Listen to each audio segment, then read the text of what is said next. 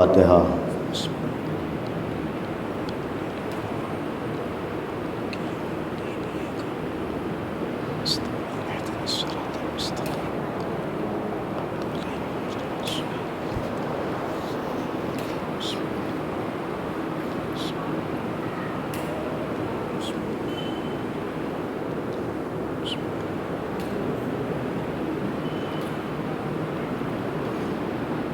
لا حول ولا قوة الا باللہ العلی العظیم۔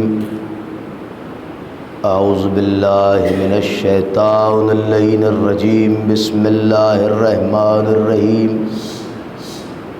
الحمد للہ خالق العباد وساطہ البلاد ومصیل الوہاد ومغضب النجات، لیس لأولیتہ ابتداء ولا لأزلیتہ انقضاء، هو الأول ولم يزل والباقی بلا اجل، خرت له الجباہ ووحدته الشفاء، الصلاة والسلام والتحیۃ والاکرام علی النبی الامی المکی المدنی القرشی الابتہی الہاشمی المطلبی السراج المضیء الکوکب الدری صاحب وقار والسکینہ المدفون بأرض المدینہ علی العبد الرسول المعید النبی الممجد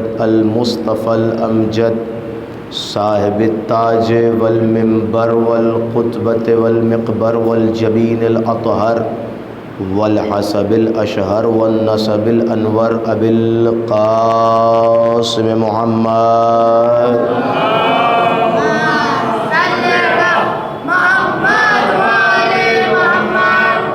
اللہم صلی وسلم وزد وبارک علی صاحب دعوت النبویہ والصولة الحیدریہ والعصمة الفاطمیہ والصلح الحسنیہ والشجاعة الحسینیہ والعبادة السجادیہ والآثار الباقریہ والعلوم الجعفریہ والحلوم الکاظمیہ والحجج الرضویہ والجود التقویہ والنقاوة النقویہ والہیبۃ العسکریہ والغیبۃ المہدویہ۔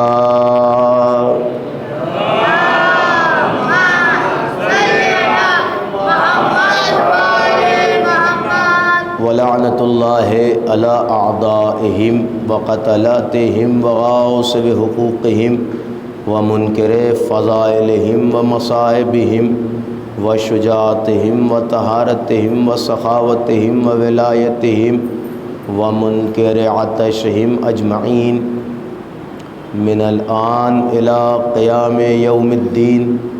اما بعد فقد قال اللہ تعالی فی محکم کتابہ ومتقن خطابہ، بسم اللہ الرحمن الرحیم، ولا تلبسوا الحق بالباطل ولا تکتموا الحق وانتم تعلمون۔ صلوات پڑھنے محمد آل محمد کی بات۔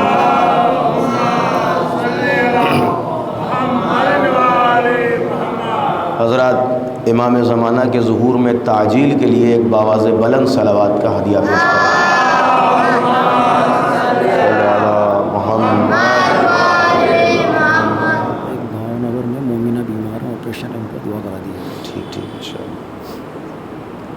تمام عبادات اور مجالس کی مقبولیت کے لیے ایک اور باواز بلند صلوات عنایت فرمائیں۔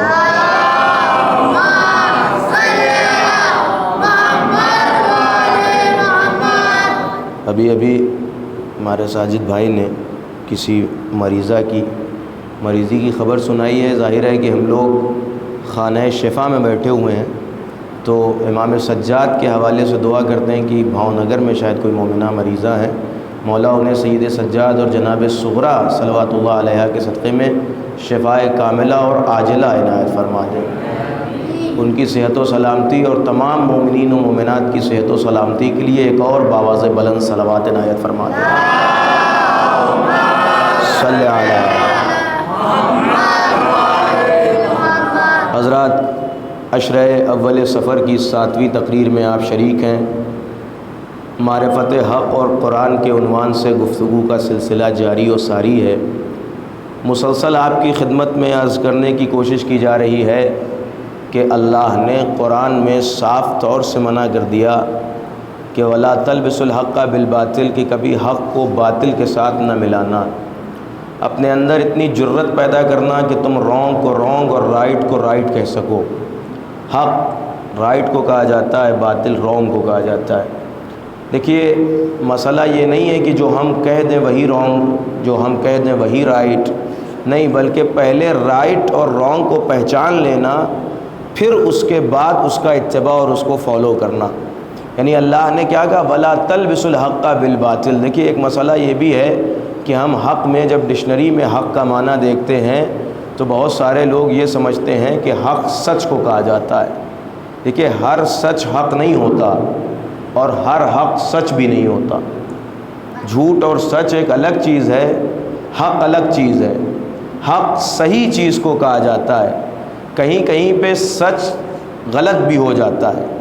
جیسے کسی نبی کی جان بچانے کے لیے اگر آپ کا سچ اس نبی کی جان کو خطرے میں ڈال دے رہا ہے تو وہ سچ آپ کو گناہگار بنا دیتا ہے۔ اس کا مطلب یہ سچ سچ ہے لیکن حق نہیں ہے۔ غور کیجیے گا، اس کا مطلب یہ سچ سچ ہے لیکن حق نہیں ہے۔ لیکن اسی طریقے سے آپ چلتے چلے جائیں تو بہت ساری چیزیں ایسی ہیں کہ جو دیکھنے میں تو ظاہر کے طور پر ظاہر اسے ہم سچ سمجھتے ہیں، لیکن قرآن نے سچ کی دعوت نہیں دی ہے بلکہ حق کی دعوت دی۔ قرآن نے کہا کہ حق کو باطل سے نہ ملانا، پہلے تم حق کو پہچان لینا، پہلے تم حق کی معرفت حاصل کر لینا، اور پھر اس کے بعد حق اور باطل کو الگ الگ راستے پہ رکھنا، کبھی بھی حق کو باطل کے ساتھ نہ ملانا۔ اور دیکھیے، قرآن نے سچ کی بات کی ہی نہیں ہے۔ قرآن نے جب سچ کی بات کی تو یہ نہیں کہا کہ سچ بولو، بلکہ قرآن نے کہا وَكُونُوا مَعَ الصَّادِقِينَ، سچوں کے ساتھ ہو جاؤ۔ غور کیجیے، دیکھیں دو باتیں ہیں، ایک ہوتا ہے سچ بولنا اور ایک ہوتا ہے سچوں کے ساتھ ہو جانا۔ یہ ایک الگ مرحلہ ہے، سچ بولنا، اور ایک ہوتا ہے سچوں کے ساتھ ہو جانا، یہ ایک الگ مرحلہ ہے۔ دیکھیے، آدمی جب سچ بولے گا تو وہ سچ بولنا ایک الگ چیز ہوتا ہے، لیکن جب آدمی سچوں کے ساتھ ہو جائے گا، جب آدمی اپنی زندگی کو سچوں کے ساتھ ملا دے گا تو پھر وہ سچے اس کی زندگی میں رچ اور بس جائیں گے۔ توجہ کیجیے گا، تو اسی لیے اللہ نے کہا وَكُونُوا مَعَ الصَّادِقِينَ، سچوں کے ساتھ ہو جاؤ، سچوں کے ساتھ ہو جاؤ۔ بھئی كُونُوا مَعَ الصَّادِقِينَ کا مطلب ہے سچوں کے ساتھ ہو جاؤ۔ تو پروردگار، کیا کوئی سچے ایسے ہیں جن کو تو نے ہمیں بتایا کہ یہ سچے ہیں، ہمیں ان کے ساتھ ہونا ہے؟ بھئی قرآن جب کہہ رہا ہے كُونُوا مَعَ الصَّادِقِينَ، كُونُوا مَعَ الصَّادِقِينَ، سچوں کے ساتھ ہو جاؤ، سچوں کے ساتھ ہو جاؤ، تو کچھ سچے ہم کو بتانے چاہیے نا، کچھ سچے دکھانے چاہیے۔ بھئی جیسے آپ کی خدمت میں عرض کروں، ایک فادر اپنے بیٹے سے، ایک باپ اپنے بیٹے سے کہتا رہے کہ بیٹا تجھے بخار ہو گیا ہے، دوا لے لے، دوا لے لے، دوا لے لے۔ لاسٹ میں وہ بیٹا تیسرے دن کہے گا بابا کب سے کہہ رہے ہو دوا لے لے، دوا لے لے، دوا لا کے دو تو تب تو میں دوا لوں گا۔ اس کا مطلب اللہ قرآن میں کہہ رہا سچوں کے ساتھ ہو جاؤ، سچوں کے ساتھ ہو جاؤ۔ تو پروردگار، کوئی سچے ہیں کہ جن کے ساتھ ہونے کے لیے کہا جائے؟ تو اللہ نے کہا کہ میرا طریقہ یہ ہے کہ میں کوئی بھی کام بند مکان میں نہیں کرتا ہوں، بلکہ جو بھی کرتا ہوں وہ کھلے ہوئے میدان میں کرتا ہوں۔ لہٰذا میں نے جو کہا سچوں کے ساتھ ہو جاؤ، تو میں سچوں کو بھی بند مکان میں نہیں پہچنواؤں گا، بلکہ مباہلہ کے کھلے ہوئے میدان میں پہچنواؤں گا، تاکہ تمہیں سمجھ میں آ جائے کہ سچے کون ہیں۔ ہم نے دیکھا کہ مباہلے کا میدان، نبی نے عیسائیوں سے تھوڑی بہت بحث کی، اور بحث کرنے کے بعد آیت نازل ہوئی فَقُلْ تَعَالُوا نَدْعُ أَبْنَاءَنَا وَأَبْنَاءَكُمْ وَنِسَاءَنَا وَنِسَاءَكُمْ وَأَنفُسَنَا وَأَنفُسَكُمْ ثُمَّ نَبْتَهِلْ فَنَجْعَلْ لَعْنَةَ اللَّهِ عَلَى الْكَاذِبِينَ، کہ تم اپنے ساتھ اپنے نفسوں کو لاؤ، اپنی عورتوں کو لاؤ، اپنے بچوں کو لاؤ، اور آنے کے بعد ہم مناظرہ کریں گے، مباہلہ کریں گے۔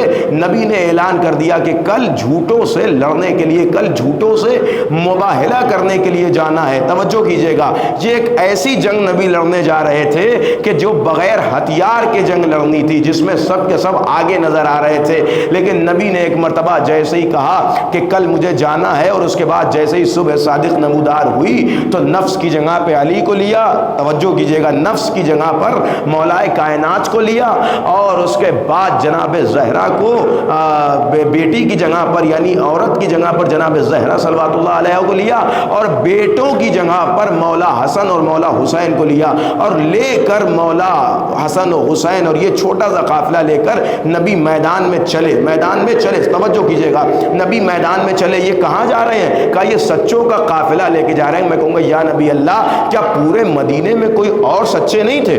توجہ کیجئے گا، کیا پورے مدینے میں کوئی اور سچے نہیں تھے؟ بھائی سارے صحابہ کرام سچے تھے کہ نہیں تھے؟ سارے کے سارے مدینے میں رہنے والے سچے تھے، سب سچے تھے۔ کیوں سچے نہیں تھے؟ بھائی کائنات کا سب سے بڑا سچ کیا ہے؟ سب سے بڑا سچ کلمہ توحید ہے، لا الہ الا اللہ، اس سے بڑا کوئی سچ نہیں ہے۔ محمد الرسول اللہ، یہ بھی سچ ہے۔ علی ولی اللہ، یہ بھی سچ ہے۔ تو اس وقت تک کم سے کم 1,00,000 لوگ لا الہ الا اللہ کا کلمہ پڑھ رہے تھے، یعنی اپنی زبان پر سچ جاری کر چکے تھے۔ تو ان سے بڑا سچا کون تھا؟ یا نبی اللہ، آپ سچوں کی بات تھی تو صحابہ کو لے جاتے، صحابہ کی بیویوں کو لے جاتے، ان کے بچوں کو لے جاتے۔ یہ اپنے گھر سے مختصر سے لوگ کو لے کے کیوں جا رہے ہیں؟ نبی نے آواز دی کہ قرآن کی آیت یہ کہہ رہی ہے کہ سچوں کو لے کے جانا ہے۔ کیوں؟ اس لیے کہ وہاں پر جا کر جھوٹوں پہ لعنت کرنی ہے۔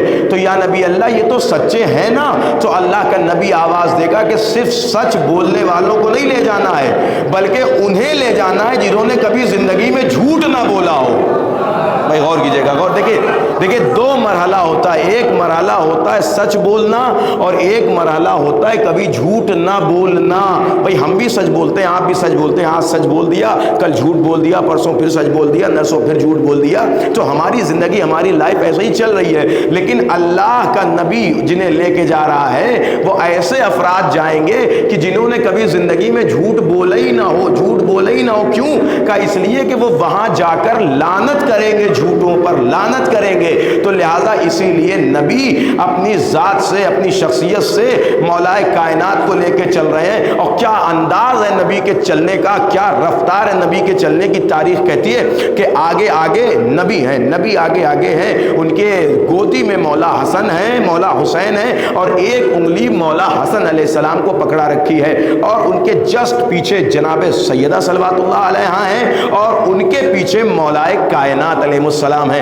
یہ 3 4 5 لوگوں کا قافلہ چل رہا ہے۔ بھئی آیت کیا کہہ رہی تھی؟ فَقُلْ تَعَالُوا نَبْنُ أَبْنَاءَنَا وَأَبْنَاءَكُمْ وَنِسَاءَنَا وَنِسَاءَكُمْ وَأَنفُسَنَا وَأَنفُسَكُمْ۔ جیسے آیت میں آیا ہے کہ پہلے بچوں کو لاؤ، پھر عورتوں کو لاؤ، پھر نفسوں کو لاؤ، سیم اسی آیت کی ترتیب سے نبی نے آنے والے قافلے کو رکھا۔ آگے آگے بچوں کو رکھا، پیچھے جناب سیدہ کو رکھا، اور ان کے پیچھے مولا علی کو رکھا، اور یہ قافلہ چلتا جا رہا تھا، چلتا جا رہا تھا۔ نبی سب سے پہلے توجہ رکھیے گا، جہاں نبی کا قدم پڑ رہا تھا وہیں پر جناب سیدہ کا قدم پڑ رہا تھا، اور جہاں جناب سیدہ کا قدم پڑ رہا تھا وہیں مولا علی کا قدم پڑ رہا تھا۔ غور کر رہے ہیں میرے عزیزوں؟ میں یعنی آپ کی خدمت میں عرض کروں، یعنی آگے آگے نبوت ہے، پیچھے پیچھے امامت ہے، اور بیچ میں عصمت و طہارت کی مرکز جناب سیدہ صلوات اللہ علیہا ہے۔ اور نبی اس طریقے سے لے کے جا رہے ہیں اور زمانے کو بتا رہے ہیں کہ دیکھو میری بیٹی کی عظمت پہچانو، کہ میری بیٹی اگر ایک قدم آگے بڑھا دے تو رسالت کی صف میں نظر آئے، ایک قدم پیچھے ہٹا لے تو امامت کی صف میں نظر آئے۔ میری بیٹی کی عظمت یہ ہے، منزلت یہ ہے کہ اگر ایک قدم آگے بڑھ جائے تو رسالت کی صف میں نظر آئے، ایک قدم پیچھے ہٹا لے تو امامت کی صف میں نظر آ جائے۔ اور میری بیٹی مرکز ہے رسالت و امامت کا۔ اب جناب سیدہ بیچ میں جو ہیں وہ اس لیے ہیں کہ نبوت کی پشت پناہی کر رہی ہیں، امامت کی رہنمائی کر رہی ہیں۔ اور کر رہے ہیں میرے عزیزوں، یہ سچوں کا قافلہ نبی میدان میں لے کے جا رہے ہیں، اور عیسائیوں کو یہ دیکھ کے سمجھ میں آ گیا کہ یہ ایسے سچے ہیں کہ اگر ہم نے ان کے ساتھ ذرہ برابر بھی کمپرومائز نہیں کیا، ہم نے اگر ان کو ذرہ برابر بھی ٹھیس پہنچانے کی کوشش کی تو یقیناً پوری کی پوری قوم پر عذاب آئے گا اور وہ سب کے سب ہلاک ہو جائیں گے، ہلاک ہو جائیں گے۔ لہٰذا انہوں نے وہاں پر حق کو تسلیم کیا، حق کو تسلیم کیا، یعنی عیسائی بھی حق کو مان گئے۔ نبی ایسے حق کو لے گئے تھے کہ عیسائی بھی ماننے کے لیے تیار ہو گئے، اور انہوں نے جزیہ دینا قبول کیا اور اس کے بعد پنجتن کو تسلیم کر لیا۔ تو یہ نبی نے سچوں کی پہچان کرائی، جس کے لیے قرآن نے کہا تھا وَكُونُوا مَعَ الصَّادِقِينَ، سچوں کے ساتھ ہو جانا۔ اب میرے عزیزوں، جب نبی نے ان سچوں کی پہچان کرا دی ہے، اب پھر قرآن کیا کہہ رہا ہے کہ وَلَا تَلْبِسُوا الْحَقَّ بِالْبَاطِلِ۔ اب دیکھو، اس میں کسی باطل کو ملانے کی کوشش نہ کرنا۔ بہت توجہ چاہتا ہوں میں، اس کا مطلب یہی کائنات کے 5 حق ہیں، یہی کائنات کے 5 سچ ہیں کہ جو سچ ہیں، اب اس میں کسی سچ کو ملانے کی کوشش نہ کرنا۔ اور یہ سچ کا قافلہ چلتا رہا، چلتا رہا، چلتا رہا، ایسے یہ قافلہ چلتا رہا کہ تاریخ لکھتی ہے کہ یہ سچ کا قافلہ جو آسمان کے حجابات کو عبور کرتا ہوا جب طبقات زمین و ارضیہ پر پہنچا تو کسی نے مولا سے پوچھا کہ مولا، آپ اس کائنات میں کب سے وجود رکھتے ہیں؟ تو نبی نے ارشاد فرمایا کہ جب کب کا وجود نہیں تھا تب بھی ہم دنیا میں موجود تھے۔ تو کہا مولا آپ کہاں تھے؟ کہا اللہ نے سب سے پہلے ہمارے نور کو خلق کیا اور اس کے بعد ہمیں حجاب قدرت میں رکھا، حجاب عظمت میں رکھا، حجاب منت میں رکھا، حجاب طہارت میں رکھا، حجاب وقار میں رکھا، حجاب سکینہ میں رکھا، اور 12 حجابوں سے گزارتا ہوا اللہ پھر ہمیں عالم ارواح میں لایا، اور عالم ارواح کے بعد دھیرے دھیرے ہم اس کائنات میں آتے رہے۔ تو پوچھنے والے نے سوال پوچھا مولا جب آپ حجابات میں رہتے تھے تو آپ کرتے کیا تھے؟ تو مولا نے ارشاد فرمایا کُنَّا فِي غَامِضِ علم اللہ، ہم اس وقت اللہ کے علم میں تھے، وَنُسَبِّحُ وَنُقَدِّسُ، اور ہم اللہ کی تسبیح و تقدیس کرتے تھے۔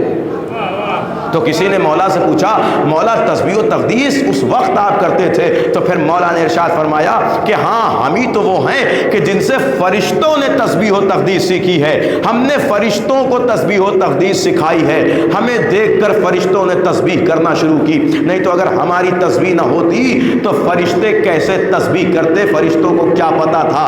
اس کا مطلب جو فرشتوں کو تسبیح سکھائے وہ آل محمد ہیں۔ یہ کائنات کا واحد حق ہے کہ جسے حق کہا جاتا ہے۔ اور میرے عزیزوں دیکھیں، حق کا ساتھ دینے کو، حق کا ساتھ دینے کے لیے بھی ایک بہت بڑا وقار چاہیے ہوتا ہے۔ ہر آدمی حق کا ساتھ نہیں دے سکتا ہے۔ اب اسی لیے جب امام نے حق کا دروازہ کھولا تو لوگ حق سے منسلک ہوتے گئے اور حق اپنا کر اپنے مقام کو بلند کرتے گئے۔ کائنات میں جس کا بھی جو رتبہ ہے وہ حق کی پیروی کی وجہ سے ہے۔ کوئی سلمان بن رہا ہے، کوئی ابو ذر بن رہا ہے، کوئی مقداد بن رہا ہے، کوئی قمبر بن رہا ہے۔ یہ سب کیسے بن رہے ہیں؟ کہ یہ سب کے سب جو حق کی پیروی کر کے اس مقام پہ پہنچ رہے ہیں۔ میرے عزیزوں لیکن ایک جملہ یاد رکھیے گا، یہ سارے افراد جو اس مقام پر پہنچے یہ اس مقام پر پہلے تھے نہیں، لیکن جب ان کے دروازے پر آئے، حق کے دروازے پر آئے تب اس مقام پر پہنچے، تب اس مقام پر پہنچے۔ جناب سلمان پہلے سلمان فارسی تھے، لیکن جب دروازہ اہل بیت پر آئے تو سلمان محمدی بن گئے۔ جناب مقداد پہلے بیداد تھے، جب اس دروازے پر آئے تو مقداد بن گئے۔ غور کر رہے ہیں آپ؟ جناب سلمان پہلے سلمان فارسی تھے، یہاں آ کر سلمان محمدی بن گئے۔ جناب قمبر پہلے فتح تھے، جب ادھر آئے تو قمبر بن گئے۔ جناب ابو ذر پہلے بے ذر تھے، جب ادھر آئے تو ابو ذر بن گئے۔ یہ سارے اصحاب جو تھے یہ دروازہ اہل بیت پر آ کر اپنے مقام کو حاصل کر رہے ہیں۔ تو جو بھی دروازہ اہل بیت پر آیا، جو بھی در علی پر آیا، جو بھی در حق پر آیا، وہ اپنے مقام کو بڑھاتا چلا گیا، اس کے مقام میں عزت ہوتی چلی گئی اور اس کا مقام اوپر کی جانب بڑھتا چلا گیا۔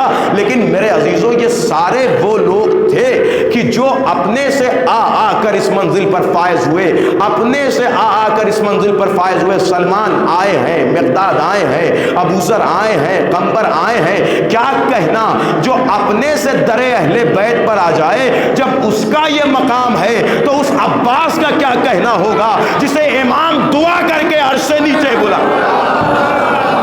بھائی غور کیجئے گا، ایک صلوات پڑھیں محمد آل محمد کی ذات۔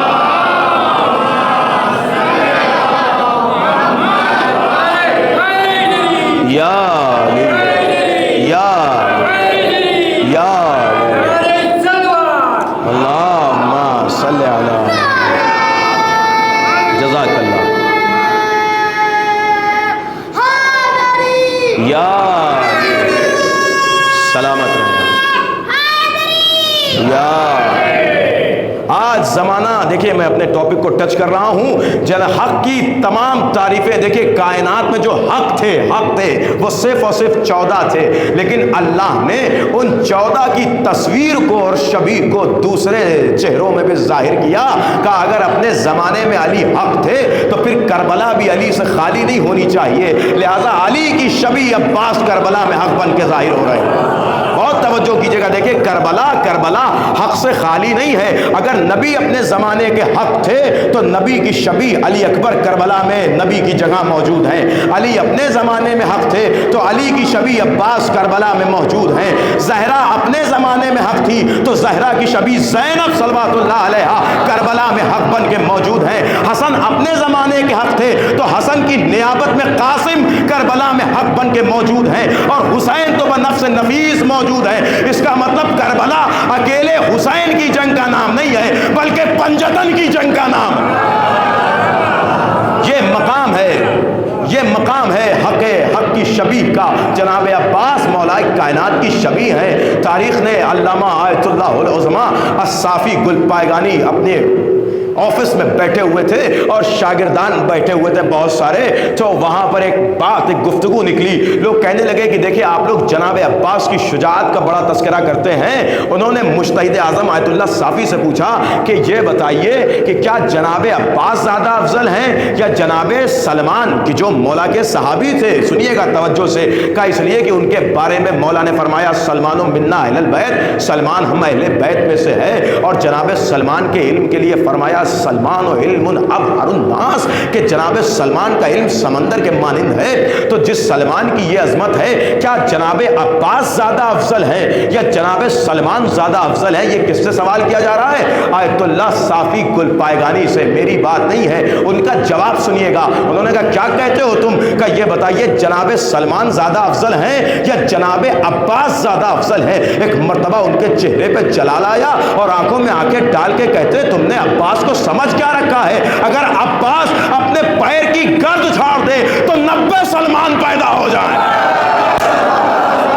بھائی غور کیجئے گا میں کیا کہہ رہا ہوں۔ کہا عباس یا عباس یا عباس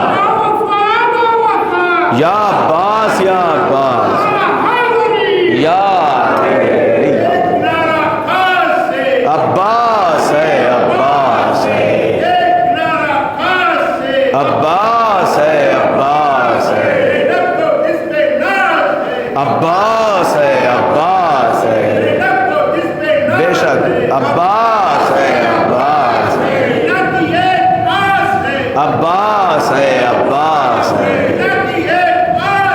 عباس ہے عباس ہے اللہم صلی علی محمد۔ کہا سلمان وہ ہیں کہ جو خود سے آ کے اس مقام پر فائز ہوئے ہیں، لیکن عباس خود سے نہیں آئے ہیں بلکہ مصلی شب پر، نماز شب کے مصلی پہ علی بیٹھ کے دعا مانگ رہے ہیں، بیٹھ کے دعا مانگ رہے ہیں۔ وہ علی کہ جو اپنی ذات میں اتنا بے نیاز ہو، میں نے پہلی مجلس میں 2-3 جملے عرض کیے تھے، جو اپنی ذات میں اتنا بے نیاز ہو کہ جس نے کبھی اللہ سے کچھ مانگا ہی نہ ہو، بھائی وہ علی اتنا بے نیاز کہ جسے زمانہ خدائی دے رہا ہے تو علی خدائی نہیں لے رہے ہیں، جسے جو لوگ حکومت لا کے دے رہے ہیں تو علی کہہ رہے ہیں اس ٹوٹی ہوئی جوتی کے برابر بھی نہیں ہے حکومت۔ علی کے سامنے دنیا آ رہی ہے تو علی کہہ رہے ہیں یہ دنیا میرے سامنے بکری کی ناک سے نکلتی ہوئی رطوبت کے برابر بھی نہیں ہے۔ جس علی کی نگاہ میں یہ دنیا، یہ خلافت، یہ حکومت، اس کا یہ وقار ہو، لیکن وہ علی کہ جو اپنی ذات میں اتنا بے نیاز کہ جو نہ دنیا کو لے، نہ حکومت کو لے، نہ خدائی کو لے، وہ علی کہ جو میدان جنگ میں کھڑا رہے، اگر تلوار ٹوٹ جائے پھر بھی مانگے نہیں بلکہ اللہ خود سے اس کے لیے تلوار بھیجے۔ وہ علی جس نے آج تک کچھ نہیں مانگا، بلکہ اللہ نے سب بغیر مانگے علی کو عطا کیا، سب کچھ بغیر مانگے علی کو جو کچھ بھی ملا ہے وہ بغیر مانگے ملا ہے۔ کعبے میں ولادت مولا کائنات کی بغیر مانگے ہو رہی ہے، خیبر کا علم بغیر مانگے مل رہا ہے، شب ہجرت کا بستر بغیر مانگے مل رہا ہے، جنگ خندق میں کل ایمان کا صحرا بغیر مانگے مل رہا ہے، بطول جیسی زوجہ بغیر مانگے مل رہی ہے، حسنین جیسے بچے بغیر مانگے مل رہے ہیں۔ بھائی غور کر رہے ہیں آپ میرے عزیزو؟ علم الیقین، امامت کا منصب بغیر مانگے مل رہا ہے، نبی کی دامادی بغیر مانگے مل رہی ہے۔ یعنی اس علی نے اپنی راہ عظمت میں کچھ نہیں مانگا، لیکن تاریخ کہتی جس علی نے کبھی اللہ سے کچھ نہیں مانگا وہ بھی مصلی بچھا کے اگر مانگ رہا ہے تو عباس کو مانگ رہا ہے۔ عباس کو علی مانگ رہے ہیں کہ پروردگار مجھے ایک بیٹا دے دے، مجھے ایک بیٹا دے دے کہ جو کربلا میں میرے حسین کی نصرت کرے، میرے حسین کی مدد کرے۔ یہ ایک حق ہے جو حق کو مانگ رہا ہے، توجہ کیجئے گا، یہ حق ہے جو حق کو مانگ رہا ہے۔ اب علی نے صرف دعا نہیں مانگی بلکہ ایک مرتبہ علی نے کہا، توجہ سنیے گا، ایک مرتبہ علی نے جناب عقیل کو بلایا۔ جناب عقیل مولا کائنات کے بڑے بھائی بلا کے کہتے ہیں کہ عقیل میرے لیے ایک شجاع گھرانہ تلاش کرو، شجاع گھرانہ تلاش کرو، جہاں میں شادی کروں تو اس سے ایک شجاع بچہ پیدا ہو، ایک شجاع بچہ پیدا ہو۔ دیکھیں نبی نے مولا کائنات نے جو لفظ رکھا اس پہ توجہ چاہتا ہوں۔ مولا نے یہ نہیں کہا کہ شجاع عورت تلاش کرو، کہا شجاع گھرانہ تلاش کرو۔ دیکھیں بہت ساری چیزیں مردوں کے لیے اچھی ہیں، عورتوں کے لیے اچھی نہیں ہیں۔ جیسے شجاعت مردوں پہ زیب دیتی ہے، عورتوں پہ نہیں زیب دیتی۔ بھائی نہیں پہنچ رہے ہیں آپ، نہیں پہنچ رہے ہیں۔ شجاعت مولا نے یہ نہیں کہا کہ مجھے شجاع عورت چاہیے، کہا شجاع گھرانے سے کوئی عورت چاہیے، شجاع خاندان سے، اس لیے کہ شجاعت مردوں کی صفت ہے، عورتوں کے لیے نہیں ہے۔ جیسے حیا عورتوں کے لیے مردوں کے لیے بھی ہے، لیکن شجاعت مردوں کے لیے، مردوں کے لیے میدان مردوں کے لیے بنایا گیا ہے، عورتوں کے لیے نہیں بنایا گیا۔ غور کیجئے ذرا سا۔ تو کہا کہ مجھے شجاع گھرانے کی عورت چاہیے کہ جس سے میں شادی کروں، لیکن آپ مجھے یہ بتائیں کہ وہ مولائے کائنات کہ جو کائنات میں ہر چیز جانتے ہیں، وہ عقیل سے کیوں کہہ رہے ہیں؟ وہ جناب عقیل سے کیوں کہہ رہے ہیں کہ کوئی شجاع گھرانہ تلاش کرو؟ مولا آپ کو نہیں پتا ہے، آپ کو نہیں پتا ہے کیا مولا کہ مدینے میں کون کس گھرانے کا ہے؟ آپ عقیل سے کیوں کہہ رہے ہیں؟ دیکھیں عقیل کی تاریخی حیثیت، ہسٹری میں جب آپ جناب عقیل کے بارے میں پڑھیں گے تو عرب کلچر میں دو ہی علم ایسا تھا کہ جو بہت زیادہ اس ٹائم چلتا تھا اور بہت زیادہ جس کو لوگ مانتے تھے، پروموٹ کیا جاتا تھا۔ ایک علم شاعری تھا، دوسرے علم الانساب تھا۔ علم الانساب شجروں کے علم کو کہا جاتا ہے، شجروں کے علم کو۔ تو جناب عقیل شجروں کے علم میں ماہر تھے، ایسے ماہر کہ فوراً دیکھ کر بتا دیتے تھے کہ کون کہاں کا کس کا بیٹا ہے۔ دیکھیں شجروں کو بتانا بڑا سخت مرحلہ ہوتا ہے، بہت سخت مرحلہ۔ آج ڈی این اے مشین ہے اور بہت ساری چیزیں ہیں کہ جس کے ذریعے سے انسان پتہ تو کر لیتا ہے کہ یہ کس کا بیٹا ہے، کس کا بیٹا ہے، پتہ چل جاتا ہے کس کا بیٹا ہے۔ لیکن ابھی جتنی بھی مشینیں آئی ہیں وہ اتنی ترقی پہ نہیں ہے کہ بتا دیں کہ شریف ہے یا ذلیل ہے۔ بھائی غور کیجئے، جو بھی مشین ہے وہ یہ بتا دے گی کہ یہ کس کا بیٹا ہے، کس کا بیٹا ہے، لیکن تاریخ کہتی ہے کہ عقیل کی نگاہوں میں وہ کشش تھی کہ دیکھ کے بتا دیتے تھے کہ کس کا بیٹا ہے اور کیسا بیٹا ہے۔ بھائی غور کر رہے ہیں، یہ جناب عقیل کی نگاہوں میں تیزی تھی۔ تو جناب عقیل سے کہہ رہے ہیں مولا، لیکن میں کہوں گا مولا آپ کو شجرے پوچھنے کی کیا ضرورت، آپ کی تو تلوار ہی شجرہ شناس ہے۔ بھائی جس کی تلوار 70 نسلوں کو دیکھ کے چلتی ہو، بھائی غور کر رہے ہیں 70 نسلوں کو دیکھ کے، کہ اگر 70ویں نسل میں کوئی ایک مومن بھی ہو تو علی کی تلوار اس کے اوپر نہیں اٹھتی تھی، لیکن تاریخ لکھتی ہے کہ وہ جناب عقیل سے کہہ رہے ہیں۔ جناب عقیل سے کہنے کا مطلب کیا ہے؟ میں کہوں گا یا مولا آپ خود سے جاتے، آپ کو تو خود پتا ہے، آپ تو وہ ہیں کہ جو فرشتوں کے بارے میں جانتے ہیں، زمین سے زیادہ آسمان کے رستوں کو جانتے ہیں، تو اب جناب عقیل سے کہنے کی کیا ضرورت تھی؟ کہا میں نے جناب عقیل سے اگر میں نہ کہتا اور میں خود جا کر تلاش کرتا تو یقیناً مجھے ام البنین مل جاتی اور میں شادی کر لیتا، لیکن مسئلہ یہ بھی تو ہے کہ عظمت کیسے پتا چلتی؟ جب میں نے عقیل سے کہا تو عقیل نے اس خاندان کا قصیدہ بھی تو پڑھا ہے کہ جو کائنات کی تاریخ میں موجود ہے۔ علی اس لیے کہہ رہے ہیں عقیل سے کہ قصیدہ پڑھا جائے۔ اب میرے عزیزوں عقیل نے قصیدہ پڑھنا شروع کیا جناب فاطمہ کلابیہ کا، جناب ام البنین کا، اور قصیدہ پڑھ کے جناب ام البنین کے بارے میں بتایا کہ مولا اس خاندان کی، اس گھرانے کی وہ خاتون بہت زیادہ بہتر اور نیک اور باوفا ہے، لہٰذا اس خاندان میں اگر رشتہ کیا جائے تو کیا کہنا۔ لیجئے میرے عزیزوں، جیسے ہی یہ بات ہوئی اب اس کے بعد رشتہ گیا، جیسے ہی رشتہ گیا وہاں پر، میں جلدی جلدی پڑھ رہا ہوں یہ ساری باتیں آپ کے ذہن میں ہوں گی، وہاں پر وہ رشتہ قبول ہوا کہ بھائی کیا کہنا، اتنا عظیم گھر مجھے مل رہا ہے۔ لیکن تاریخ کہتی جیسے ہی جناب ام البنین آئی ہیں، جیسے ہی جناب ام البنین مولائے کائنات کے گھر میں آئی ہیں تو سب سے پہلے دہلیز پہ بوسہ دیا جناب ام البنین نے، دہلیز سے علی کو چوما ہے، اور چومنے کے بعد جب گھر میں داخل ہوئی تو حسنین کو گلے لگا کے کہتے ہیں کہ تم مجھے اپنی ماں نہ سمجھنا بلکہ میں تمہاری کنیز بن کے آ رہی ہوں۔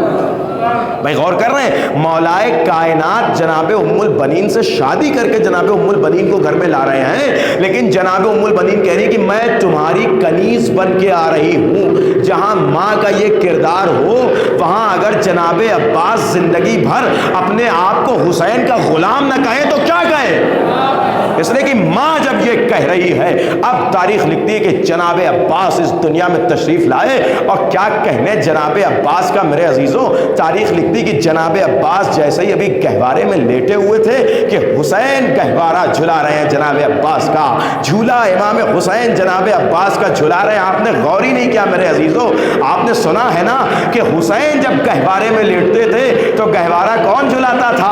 گہوارہ جھلانے کے لیے جبریل آتے تھے، میکائیل آتے تھے۔ تو ایک جملہ صرف کروں میرے عزیزوں، جس کا گہوارہ فرشتے جھلائیں اسے حسین کہتے ہیں، اور جس کا گہوارہ حسین جھلائیں اسے عباس کہا جاتا ہے۔ خود حسین جس کا گہوارہ جھلا رہے ہیں اسے عباس کہا جاتا ہے۔ اور میرے عزیزوں اب عباس پروان چڑھ رہے ہیں، کس کے سائے میں؟ علی و حسین کے سائے میں عباس پروان چڑھ رہے ہیں، اور دھیرے دھیرے دھیرے دھیرے دھیرے دھیرے عباس بلندی کی اس منزل پہ آئے کہ اب عباس نے جمل بھی دیکھی اور صفین بھی دیکھی، مجھے وہ سب نہیں پڑھنا ہے، لیکن تاریخ لکھتی ہے کہ عباس پرچھائی کی طرح حسین کے ساتھ ساتھ ہیں۔ لیکن میرے عزیزوں آپ یہ سوچئے، ہم نے جناب عباس کی شجاعت کی بڑی تعریف سنی ہے، بڑی تعریف ہے، جبکہ جناب عباس نے زیادہ شجاعت کے منظر دکھائے نہیں ہیں، بلکہ صرف جنگ صفین میں ایک منظر، تھوڑا سا جنگ لیلۃ الحریر میں، اور کربلا میں جو تھوڑے بہت منظر سامنے آئے ہیں، نہیں تو اس کے علاوہ صرف اس لیے جناب عباس کی شجاعت کا کلمہ پڑھا جاتا ہے کیونکہ وہ علی کے بیٹے ہیں، علی کے بیٹے ہیں، اور علی نے جسے شجاع کہا ہو، علی نے جسے شجاع کہا ہو اسے عباس ابن علی کہا جاتا ہے۔ لیکن میرے عزیزوں ایسے ہی میں ہمارے یہاں ایک عالم دین کربلا میں موجود تھے، انہوں نے درس کے درمیان کربلا میں درس دیتے ہوئے، سنیے گا میرے عزیزوں، کربلا میں درس دیتے ہوئے کہا کہ ہاں جناب عباس کی بڑی عظمت ہے، بڑی منزلت ہے، بڑے شجاع ہیں، وہ بہت بہادر ہیں اور نصرت حسین میں آگے رہے، لیکن جناب عباس کا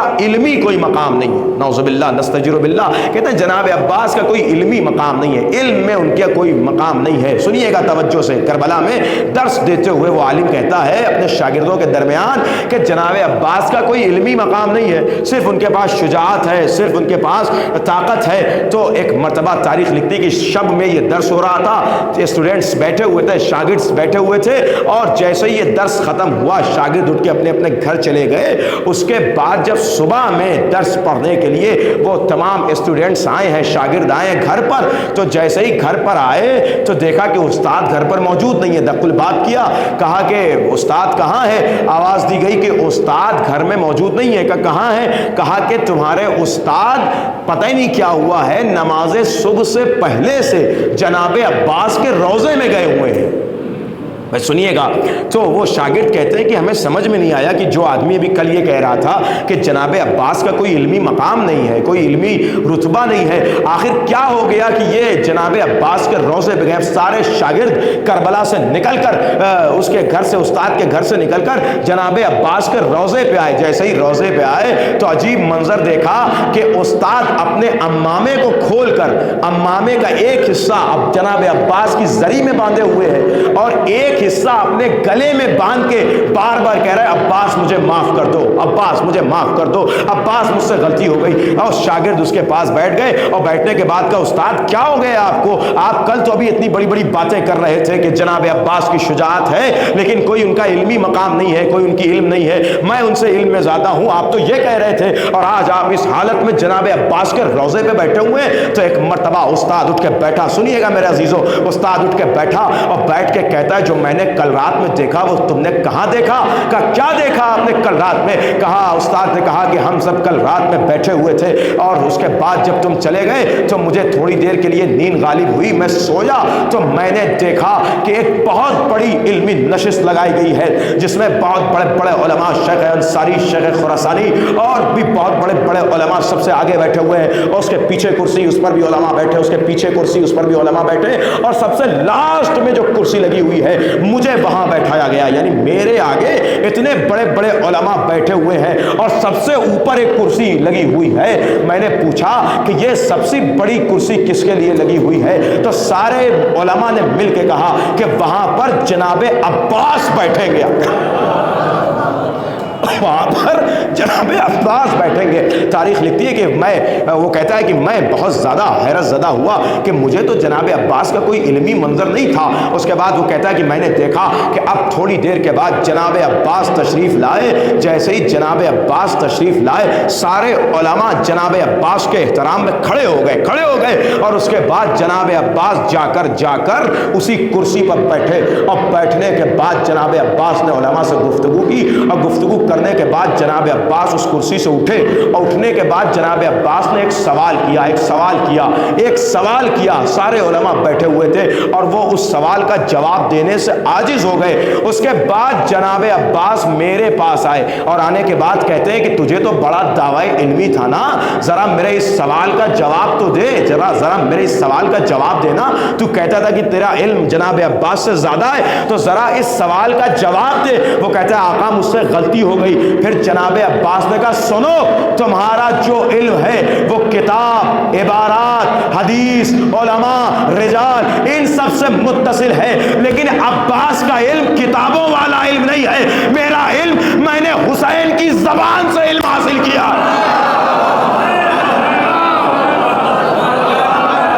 غور کیجئے، کہتا اپنے جناب عباس نے کہا کہ اپنے علم سے میرے علم کا مناظرہ نہ کرنا، اور اسی لیے میں یہاں پر امام صادق کی ایک حدیث پڑھتا ہوں۔ کیا فرمایا امام نے؟ کانا امام صادق علیہ السلام نے ارشاد فرمایا،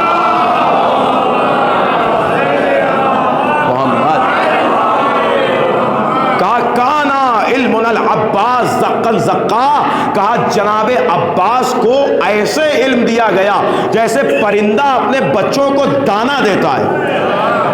بھائی غور کیجئے ذرا سا اس مثال پہ غور کیجئے، دیکھیں امام جب مثال دیتا ہے تو وہ مثالوں میں بھی لامثال ہوتی ہے۔ وہ مثال امام جب کسی چیز کی کوئی مثال دیتا ہے تو وہ مثالوں میں بھی لامثال ہوتی ہے۔ کیا کہا امام صادق نے کہ جناب عباس کو ایسے علم دیا گیا جیسے پرندہ اپنے بچوں کو دانا دیتا ہے۔ دیکھیں اگر مثال دینا چاہتے تو مولا یہ بھی مثال دے سکتے تھے کہ جیسے بھیڑ اپنے بچے کو دودھ پلاتی ہے، جیسے کوئی جانور اپنے بچے کو غذا دیتا ہے، لیکن مثال یہ نہیں دی، بلکہ مثال کیا دی؟ پرندے کی مثال دی۔ پرندہ جیسے اپنے بچے کو دانا کھلاتا ہے، دیکھیں بکری اپنے بچے کو دودھ پلاتی ہے، یا کوئی جانور اپنے بچے کو غذا دیتا ہے، اور پرندہ جو اپنے بچے کو دانا دیتا ہے، اس میں زمین آسمان کا فرق ہے، زمین آسمان کا فرق ہے۔ کیا فرق ہے؟ بکری جو اپنے بچے کو دودھ پلاتی ہے وہ کیا کرتی؟ جو کھاتی ہے وہ نہیں بچے کو دیتی، بہت توجہ بہت توجہ، جو کھاتی ہے وہ نہیں بچے کو دیتی۔ ابھی بکری جو کھا رہی ہے وہ پیٹ میں جا کے ڈائجسٹ ہوگا، اس کے بعد اس کی جنس تبدیل ہوگی، پھر وہ دودھ بنے گا اور دودھ بن کر بچے تک پہنچے گا، یعنی اس نے جو کھایا وہ بچے تک نہیں پہنچا۔ لیکن جو پرندہ اپنے بچے کو دانا دیتا ہے وہ وہی دیتا ہے جو زمین سے اٹھا کے لاتا ہے۔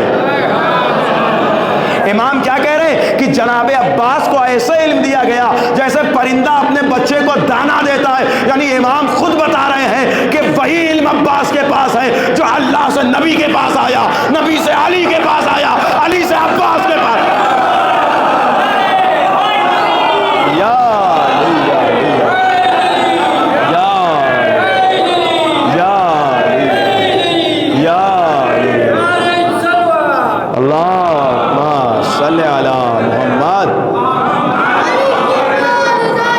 शाबाश।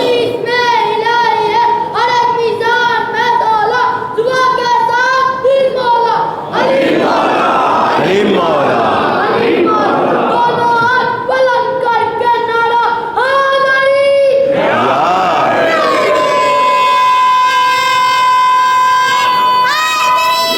या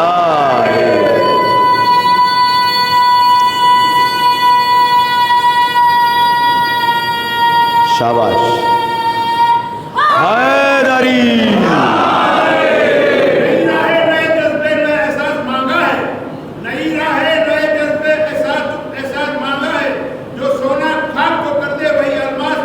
क्या कहने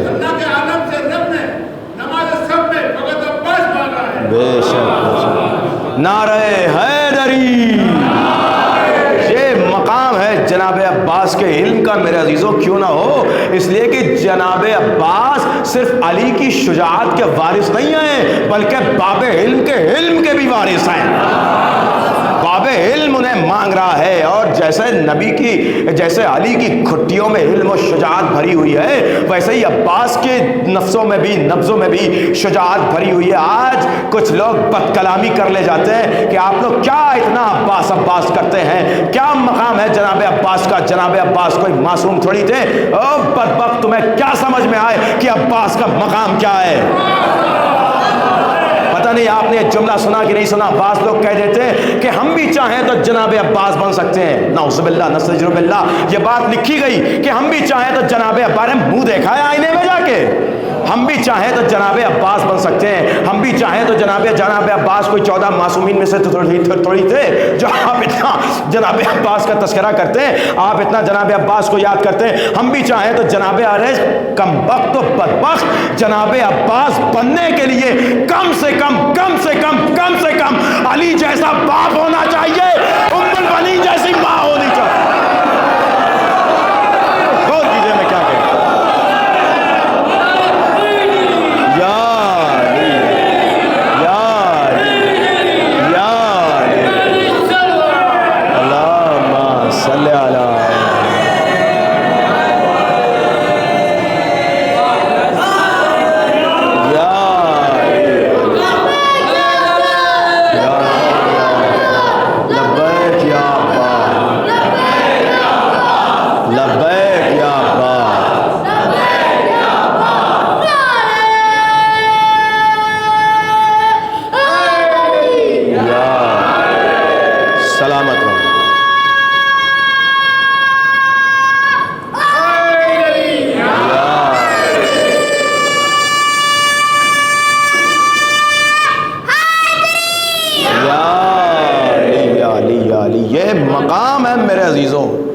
जनाब अब्बास का, जनाब अब्बास बन सकते हैं। अरे जनाब अब्बास कोई आम शख्सियत थोड़ी है। जनाब अब्बास बाबुल हवाइज हैं। जनाब अब्बास अली की तमन्ना का नाम है। शेख जाफर शूस्तरी मजलिस खिताब कर रहे थे आज से 200 साल पहले, और एक मरतबा मजलिस में से एक शख्स खड़ा हो गया। खड़े हो गए, कहता है कि आप मजलिस पढ़ते हैं कुरान से, ज़रा बताइए जनाब अब्बास की कुरान में मंजिलत क्या है, जनाब अब्बास के कुरान में क्या फ़ज़ाइल लिखे हैं। आपने बहुत ज़्यादा जनाब अब्बास और जनाब फ़िज़ा और जनाब ज़हरा सल्लल्लाहु अलैहा के कुरान से फ़ज़ाइल पढ़े हैं। मैं पूछना चाहता हूँ, ये बताइए जनाब अब्बास के कुरान में फ़ज़ाइल कहाँ लिखे हैं। अब सोचिए, जनाब जाफ़र शूस्तरी मजलिस पढ़ रहे हैं, आलिम दीन, और वो खड़ा होने वाला खड़े होकर कह रहा है कि बताइए जनाब अब्बास के फ़ज़ाइल कुरान में कहाँ लिखे हैं, कुरान में कहाँ लिखे हैं। तो एक मरतबा जाफ़र शूस्तरी ने मुस्कुराते हुए कहा कि क्या पूछता है, कि मैं ये पूछना चाहता हूँ कि जनाब अब्बास के कुरान में फ़ज़ाइल कहाँ लिखे हैं। तो जनाब जाफ़र शूस्तरी ने एक जुमला पढ़ा, सुनिएगा। आग़ाज़ जाफ़र शूस्तरी कहते हैं तुमने कुरान में सूरह नहीं पढ़ा। का कौन सी सूरह? का जहाँ कुरान चांद का तस्करा कर रहा है, चांद का तस्करा कर रहा है। भाई गौर कीजिएगा, जाफ़र शूस्तरी कहते हैं, आग़ाज़ जाफ़र शूस्तरी के कुरान में मौजूद है वल क़मर इज़ा तलाहा, कुरान चांद का तस्करा कर रहा है। और बदबख्त तुम्हें कुरान में अली के जनाब अब्बास के फ़ज़ाइल समझ में नहीं आते। कुरान में अल्लाह साफ कह रहा है कि अल्लाह क़यामत के दिन सूरज को अंधा कर देगा लेकिन चांद को अंधा नहीं करेगा। का बताओ जनाब अब्बास का سب سے بڑا لقب کیا ہے؟ اس نے کہا قمر بنی ہاشم، قمر بنی، بھائی غور کیجئے گا، جناب عباس کا سب سے بڑا لقب ہے قمر بنی ہاشم۔ آغا جعفر شوستری نے کہا واضح ہو گئی نا بات، یعنی قیامت کے دن سارے چاند و سورج خاموش ہو جائیں گے، صرف چمکے گا تو علی کے لال کا چہرہ چمکے گا۔ یہ مقام حق ہے میرے عزیزوں کہ جو روشن ہو رہا ہے، یہ وہ حق ہے کہ جسے ایک حق اپنی آغوش میں طلب کر رہا ہے، جسے ایک حق دعا مانگ کے اپنے پاس طلب کر رہا ہے، یہ مقام حق ہے میرے عزیزوں۔ جناب عباس کا یوں ہی مقام نہیں ہے، یہ چونکہ علی کی دعا کا نام ہے۔ پہلے زمانہ علی کی بات کو تو سمجھے، علی کی بات کو تو سمجھے، تب سمجھ میں آئے گا نا کہ دعا کا مقام کیا ہے۔ دیکھیں ہم جو دعا کرتے ہیں اور جو علی دعا کر رہے ہیں اس میں زمین آسمان کا فرق ہے۔ ہم جو دعا کرتے ہیں تو ہمیں پتہ نہیں ہے کہ ہماری دعا قبول ہے یا نہیں قبول ہے، یہ ہے یا نہیں ہے۔ ہم جو دعا کرتے ہیں ہمیں نہیں پتہ کہ ہماری دعا قبول ہوگی یا نہیں قبول ہوگی، لیکن علی کے بارے میں کیا کوئی یہ کہہ سکتا ہے؟ بھائی مولائے کائنات کے بارے میں تو یہ نہیں کہا جا سکتا کہ ان کی دعا قبول ہے یا نہیں قبول ہے، اس لیے کہ وہ تو لوح محفوظ کو دیکھ رہے ہیں نا۔ بھائی یہ جو دعاؤں کا سسٹم ہے وہ لوح محفوظ کا ہے، لوح محفوظ وہی تقدیر جہاں پہ سب لکھا ہوا ہے۔ دیکھیں دو چیز ہے، ایک لوح محفوظ ہے اور ایک لہو محو ہے۔ لوح محفوظ پر جو لکھا ہے وہ لکھا ہے، وہ تو ہونا ہی ہے، اور ایک ہے لہو محو کہ جس پر جو لکھا ہوا ہے ہم اسے بدل سکتے ہیں، صدقہ دے کر، کسی سے نیکی کر کے، مجلس میں آ کے، جو بھی اس پہ لکھا۔ اسی لیے بعض روایات میں آیا کہ ہماری دو موتیں لکھی ہوئی ہیں، ایک لوح محفوظ پہ لکھی ہوئی ہے، دوسری لوح محو پہ لکھی ہوئی ہے۔ تو لوح محو والی موت ہم اپنے سے کئی بار ٹال سکتے ہیں، اور لوح محفوظ پہ جو لکھا ہے وہ تو ہونا ہی ہے۔ تو مولائے کائنات صرف لوح محو کے عالم نہیں ہے بلکہ لوح محفوظ کے عالم بھی ہیں۔ ان کے سامنے تو سارا منظر ہے، بلکہ ایک جملہ میں اس سے بڑھ کے اور کہہ دوں، اللہ نے لوح محفوظ پر جو لکھا ہے وہ قلم سے لکھا ہے۔ اللہ نے لوح محفوظ پر جو لکھا ہے وہ قلم سے لکھا ہے، اور علی نے کہا انا قلم الاول، میں ہی وہ قلم ہوں۔ اس کا مطلب علی صرف لوح محفوظ کو دیکھتے نہیں ہیں بلکہ علی نے ہی لوح محفوظ کو لکھا ہے۔ تو علی کو پتا ہے کہ نہیں جناب عباس کے بارے میں؟ پتا ہے نا، اگر علی دعا نہ بھی کرتے تب بھی تو جناب عباس دنیا میں آتے، امام حسین کی مدد کرتے، اس لیے کہ علی تو لوح محفوظ کو جان رہے ہیں۔ پھر علی دعا کیوں کر رہے ہیں؟ اگر علی دعا نہ بھی کریں تب بھی جناب عباس دنیا میں آئیں گے، امام حسین کی مدد ہوگی، کربلا میں موجود ہوں گے، لیکن اس کے باوجود مولا دعا کیوں کر رہے ہیں؟ تو عجب نہیں کہ جواب آئے کہ اگر ذرا اس کو سمجھنا ہے تو یوں سمجھ لو کہ علی اگر دعا نہ کرتا پھر بھی جناب عباس دنیا میں آتے اور مولا حسین کی مدد کرتے، لیکن زمانے کو مولا عباس کی نصرت تو پتہ چلتی، فضیلت نہیں پتہ چلتی۔ اگر بغیر دعائے علی کے عباس دنیا میں آتے تو لوگ دیکھتے کہ علی کا بیٹا کیسا شجاع ہے، کیسا بہادر ہے، لیکن جہاں جناب عباس کی نصرت کا تذکرہ ہوتا ہے وہیں اب میری دعا کا بھی تذکرہ ہوگا، تاکہ زمانے کو سمجھ میں آئے کہ عباس صرف شجاع و بہادر کو نہیں کہتے بلکہ دعائے علی کو کہتے ہیں۔ یہ مولائے کائنات نے دعا مانگی اس لیے ہے کہ جناب عباس کا مقام و مرتبہ زمانے کے سامنے آ جائے۔ جناب عباس وفادار ترین، اور جناب عباس وہ شخصیت کہ جن کا نام جیسے ہی لیا جائے تو کچھ القاب تو ایسے ہیں کہ جو جیسے لگتا ہے کہ جناب عباس سے اتنا متصل ہے کہ جو عباس کو چھوڑ کر کہیں جانا ہی نہیں چاہتے ہیں۔ جیسے ایک لفظ وفادار ہے، جیسے ہی آپ تذکرہ کیجئے تو پیچھے پیچھے جناب عباس کے لفظ وفادار بھی آتا رہتا ہے، اور کہتا ہے کہ میں چھوڑ کے جاؤں گا ہی نہیں جناب عباس کو۔ یا جیسے لفظ شجاع ہے، شجاع، جیسے ہی آپ جناب عباس کا نام لیجئے تو یہ لفظ شجاع اپنے آپ جناب عباس کے ساتھ آ جاتا ہے۔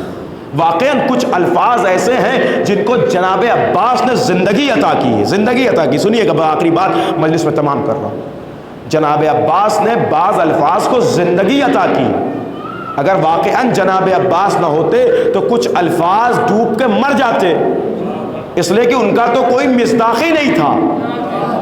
اتنا ان الفاظ کا کریز گر چکا تھا کہ اب انہیں واپس اپنی عزت پانے کے لیے کسی عباس جیسے کی ضرورت تھی.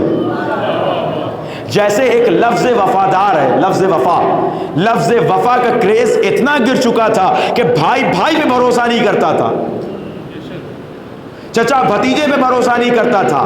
لیکن تاریخ لکھتی ہے اس لفظ وفا کو جناب عباس اتنا اوپر لے آئے کہ اب عباس کے ساتھ ہر وقت لفظ وفادار لگا رہتا ہے.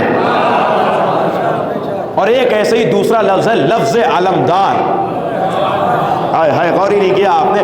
ارے علمداری کا کریز تو اتنا نیچے جا چکا تھا، آپ کو تو یاد ہی ہے خیبر کا میدان، علم پھینک کے بھاگے چلے آ رہے ہیں لوگ، تو کیا علمداری کا وقار رہ جائے گا. لیکن جناب عباس نے علمداری کے وقار کو اتنا بلند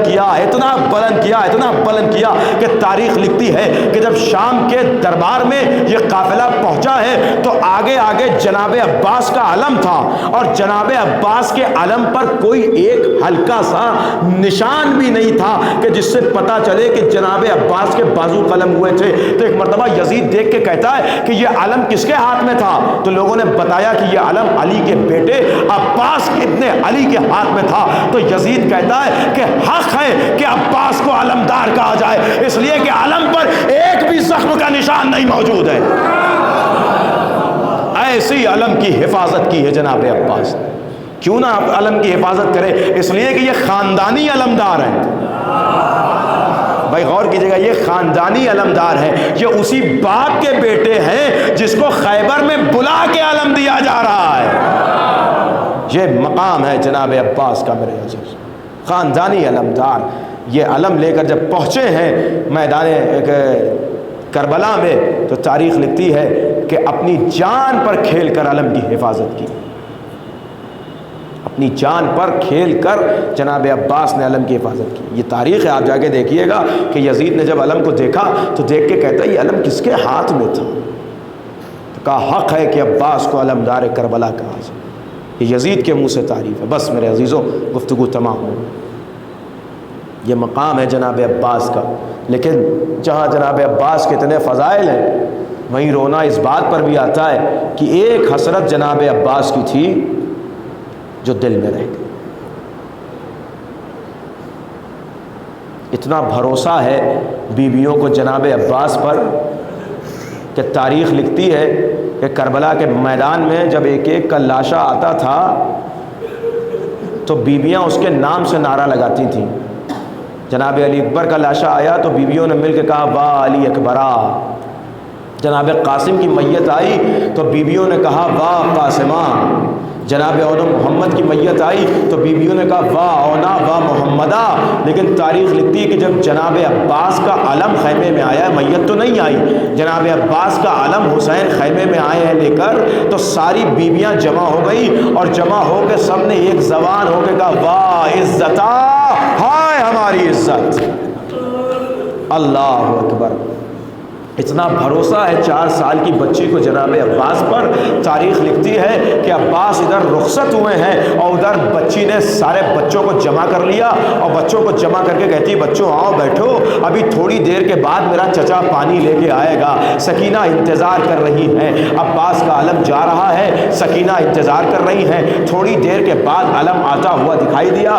بیوی نے بچوں کو اور نزدیک بلایا اور قریب آ جاؤ، میرا چچا پانی لے کے آ رہا ہے. تاریخ کہتی لیکن جب جیسے جیسے دھیرے دھیرے علم قریب آیا، جب علم خیمے کے قریب آیا تو سکینہ نے عجیب منظر دیکھا. کیا دیکھا؟ علم تو آیا ہے لیکن علمدار نہیں آیا ہے. بچوں نے اپنے کوزے توڑ دیے. سکینہ علم کے قریب پہنچی اور قریب پہنچنے کے بعد سکینہ نے علم کے پھریرے کو پکڑا اور پکڑ کے ایک عجیب جملہ کہا. بی بی فرماتی ہیں کہ اے چچا، اگر مجھے پتا ہوتا کہ تم فرات پہ جاؤ گے اور قتل کر دیے جاؤ گے تو قسم خدا کی سکینہ پیاسی مر جاتی لیکن تم سے پانی نہ مانگتی. جزاک اللہ جزاک اللہ۔ ہاں ارباب ازا، تاریخ لکھتی ہے کہ یہ بچی میرے عزیزو، تاریخ اسی لیے کہتی ہے کہ جناب سب کے سر تو نوکے نیزہ پہ بلند تھے۔ علی اکبر کا سر نوکے نیزہ پہ تھا، اور محمد کا سر نوکے نیزہ پہ تھا، جناب قاسم کا سر نوکے نیزہ پہ تھا، لیکن جناب عباس کا سر نوکے نیزہ پہ نہیں تھا۔ جب یہ قافلہ داخل ہوا ہے کوفے سے شام میں تو سارے سر نوکے نیزہ پہ بلند تھے، لیکن عباس کا سر ایک گھوڑے کی گردن میں بندھا ہوا تھا، ایک گھوڑے کی گردن میں بندھا ہوا تھا۔ ارباب علماء کہتے ہیں کہ عباس کا سر نوکے نیزہ پہ ٹھہر ہی نہیں رہا تھا۔ ارے کیسے ٹھہرتا؟ دیکھ رہا ہے عباس کا سر زینب بے رضا ہے، سکینہ پیاسی ہے، اور تاریخ لکھتی ہے جب ملعون عباس کے سر کو نیزے پہ بلند کرتے، سر نیچے گر جاتا، پھر اٹھاتے، پھر گر جاتا۔ عباس کے سر کی ہڈیاں چور ہو چکی تھی، عباس کے سر کو گھوڑے میں باندھا گیا تھا، ہڈیاں چور تھی، سکینہ گریا کر رہی تھی۔ واہ چچا، واہ اماں، الا لعنت اللہ علی القوم الظالمین وسيعلم الذين ظلموا أيام القليل. إنا لله وإنا إليه راجعون.